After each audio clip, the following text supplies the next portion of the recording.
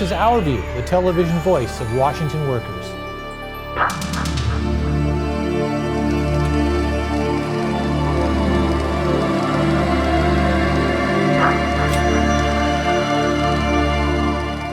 Summer is a prime time for maintenance of our streets and highways. Important work needs to be done, and as motorists, we play a key role in the safety for those doing the work.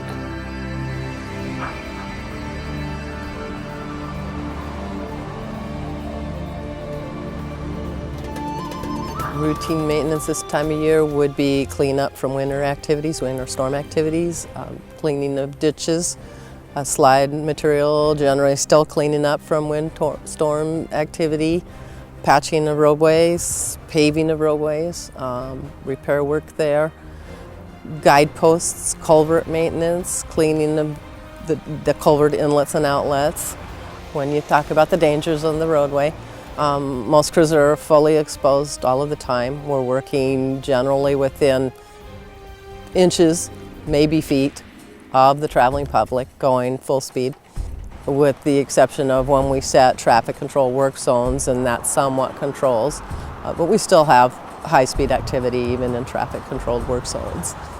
What we need from the traveling public for our crews to go home safely is for them to pay attention while they're driving, non-obstructed or non-distracted, and that would mean no cell phones, no texting activities, that they slow down, read the signs, move over for vehicles, flashing lights, move out and around us if we're out setting traffic control, or slowing down and moving out and around us when we are doing activities, whether it's picking up dead animals or setting the traffic or flagging. Stop and pay attention.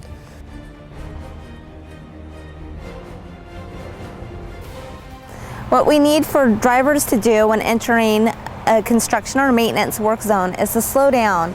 We want all of our workers to get home safe, and we don't want to add any more names to this memorial wall. It doesn't happen every day, but in this case, management came to the union for the benefit of their employees and their business. When employers recognize the real value of their employees, good things can happen. So the company management at ABHS was afraid that we were going to lose our contract, our funding from the Department of Corrections. So they went to the union before the workers did, actually, to see if they could get help lobbying for the contract. And there had been some issues that the employees were having with management, so we hung on to the union as tight as we could and decided that it would be a good thing for us to form the union. No, it's definitely helped us. We've had far less turnover since we've become union. Like I said before, there's set goals and rules that we have to follow and achieve in order to keep the business running smoothly. And ultimately, we're there for the clients. We take clients that have been in jail, in and out of rehab and off the streets. We bring them in and we give them the tools that they need to succeed in everyday life. We teach them how to get a job and how to stick with the job, and we teach them how to basic tools that everyday people need in order to run their lives. We give them confidence. We teach them how to say no if that's what their problem is. This is definitely a good situation for all involved. Management and the employees are working together. There's better communication, and we're helping our clients to become productive members of society. We're making sure that the streets are safer for the general public as it is right now. The injury rate of young workers is much higher than for older workers. This is being studied by a research group working with the Department of Labor and Industries. They are finding the causes and now looking for solutions. Mostly because they're just entering into the workforce, being young and kind of having a lack of experience and education as to what it is that they're trying to do typically leads to a lot higher injury rates and issues with getting themselves into situations that are pretty unsafe at the workplace and oftentimes being taken advantage of by employers. The number one industry that for injuries with younger workers would be like the restaurants and services or retail industry, and that mainly is because those jobs are easier to come by. Typically the younger worker goes into that field because of the access. The number two industry for injuries with younger workers would have to be construction, again because of ease of access and ability to get into.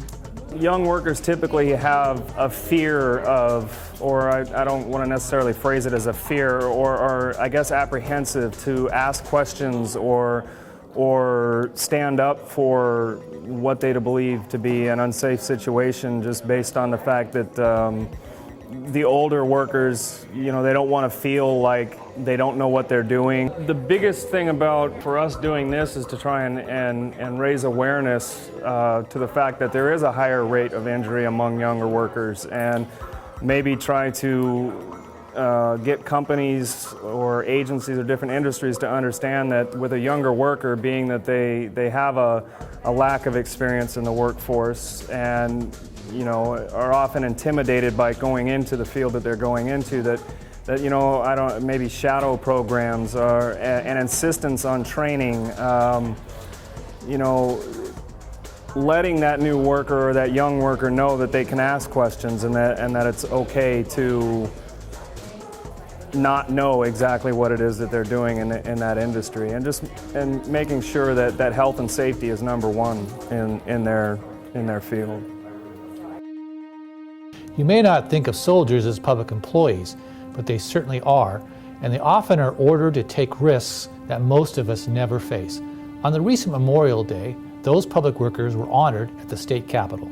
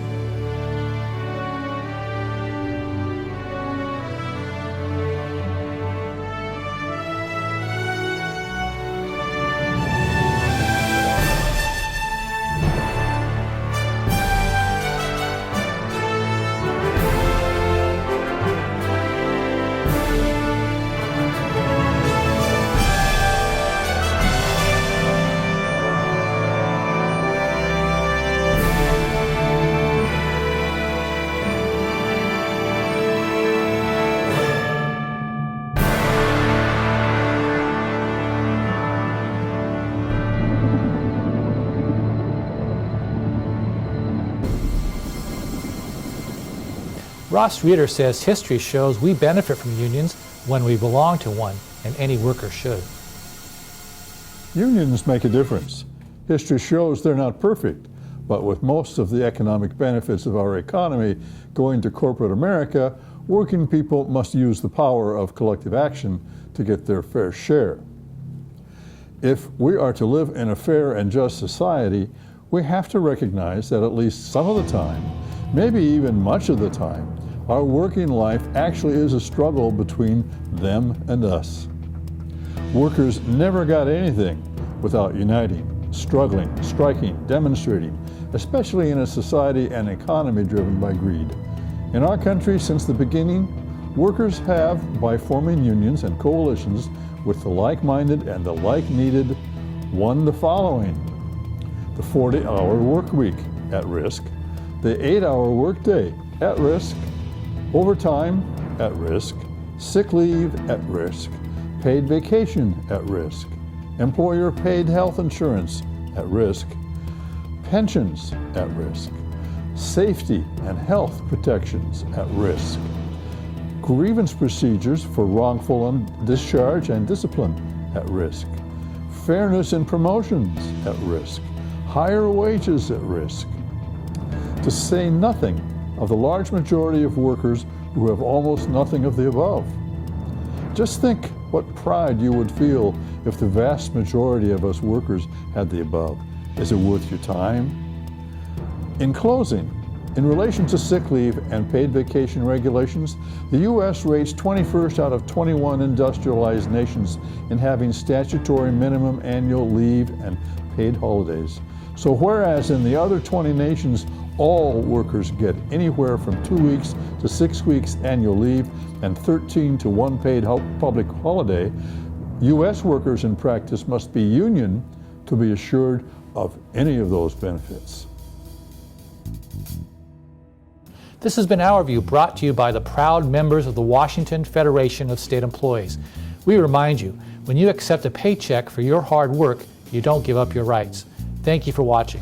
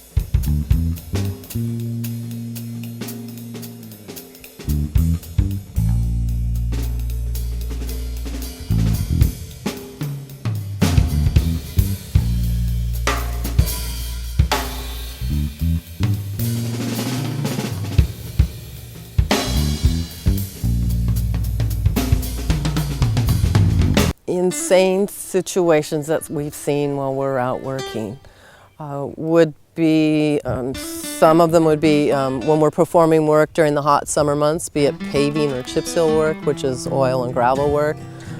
Actually having people caught in the backups, pretty irate at the circumstances, come through throwing beer bottles at the workers' heads and at their backs and stuff.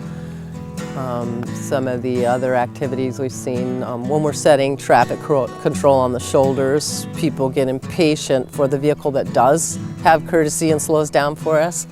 The vehicle behind will then get irate and pass them. So we'll actually have cars passing 2 and sometimes 3 abreast around a work zone activity while we're trying to set traffic.